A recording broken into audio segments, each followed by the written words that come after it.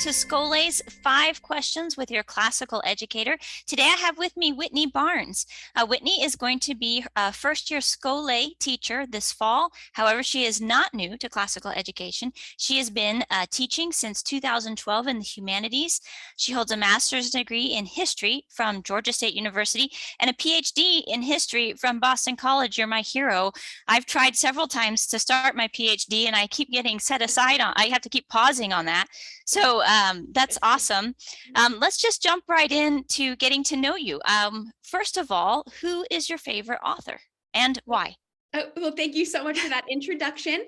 All right, so favorite author, I'm sure I am not alone in my choice amongst the Scole community, but my favorite author has got to be C.S. Lewis. So not only have Lewis's writings on Christian apologetics and his commentary on subjects like scripture and prayer deeply affected my faith and my worldview, but really what I love about Lewis's writing is his brilliant ability to use simple allegory as he dug into some of life's most challenging questions.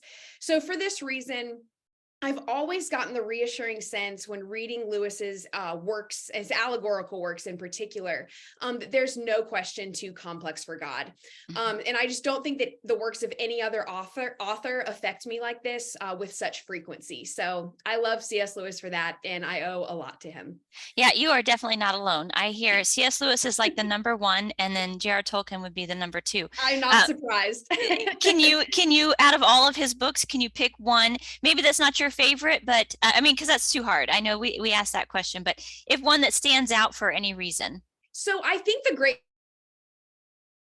at one of his allegorical works, I truly think that he's digging into some deep theological issues, and he does it with just this depth that I think that you could spend years kind of unpacking all that he gets into there. So what was the title? You glitched for just a second. The Great Divorce. The Great Divorce. Yes. Oh Yes. my goodness. Yes, that's So wonderful. Yes. Okay, and then what is your favorite quote having to do with education? So at the risk of sounding like a C.S. Lewis fangirl, which I absolutely That's am. okay. So just own it. Just own it. My favorite quote about education comes from Lewis's work, The Abolition of Man. So it states, the task of the modern educator is not to cut down jungles, but to irrigate deserts. So I think that there's a lot of ways that we can interpret this statement.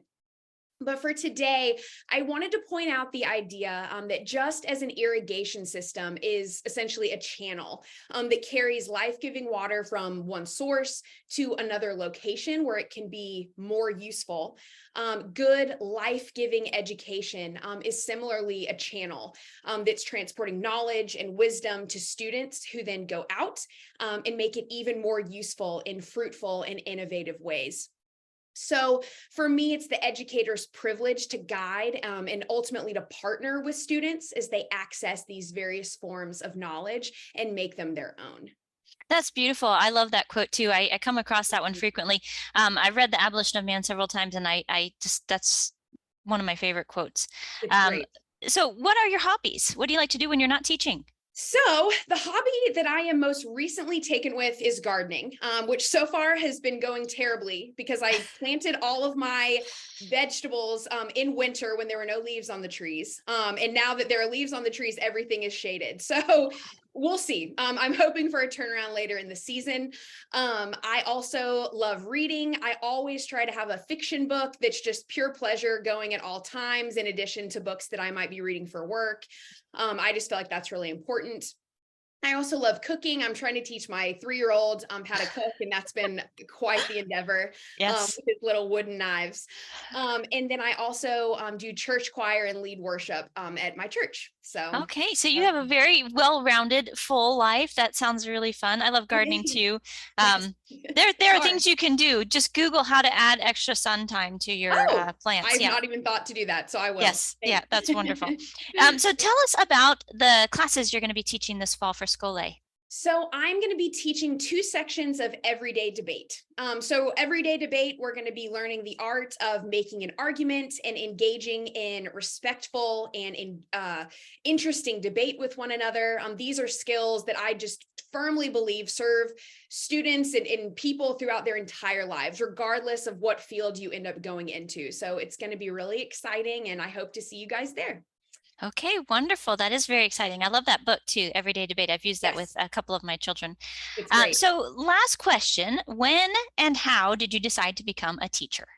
Yeah, so I mean, I decided to become a teacher over several years. I was a history major in college and then ended up, going the distance and getting a PhD in history. But being introduced as an undergrad, 18 years old to 22, to a whole myriad of ideas that were held by people in different periods of history, challenged ideas that I had previously held about the world.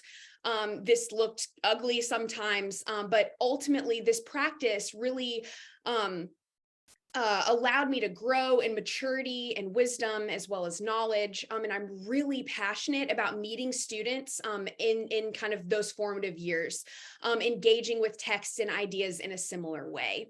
So education for me has this broad power to promote justice, compassion, and empathy in all of us. That's, one of the number one things I think education does. So it's a real honor to be a part of that process in students' lives. Well, that's a wonderful viewpoint. Thank you so much, Whitney. We're so excited to have you join us at Scole. Welcome. And also, if you guys are interested in looking at Whitney's classes, please go to our Scole All Courses page and you can scroll down. I did forget to ask you, is that middle school or upper school? Or is it both? It's kind of both. both. That's what I thought. Okay, yeah. If you're, sixth, seventh grade, you can definitely jump in. So okay, wonderful. And you can also find that if you want to go to the subjects page. So check out Whitney's courses. Thank you so much for joining us, Whitney. Have a nice afternoon. Christy. Have a great Bye-bye. day. Thank Bye. you.